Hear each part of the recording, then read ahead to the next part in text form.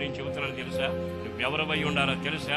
నీ దేవుడు నీతో ఉండాలి అంటే, నీ దేవుడు నీతో సంచరించాలి అంటే నీవు సంఘాన్ని హెచ్చరించేవాడవై ఉండాలి, కుటుంబాన్ని హెచ్చరించేవాడవై ఉండాలి, నీ సహోదరులను హెచ్చరించేవాడవై ఉండాలి, నీ బిడ్డలను కాపాడుకునేవాడవై ఉండాలి.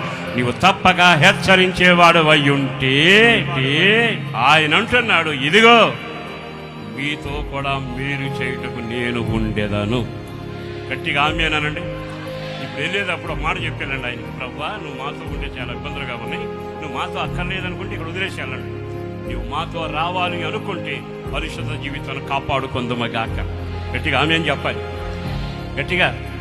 రెండవది, నా ఇంట్లోకి రా ప్రభువా, పరిశుద్ధత ఉంటుంది, యథార్థత ఉంటుంది, భక్తి ఉంటుంది, నీతి ఉంటుంది, నాలో నమ్మకత్వం ఉంటుంది అని నువ్వు రుజువు చేయగలిగితే నా దేవుడు నీతో ఉండబోతావన్నమాట.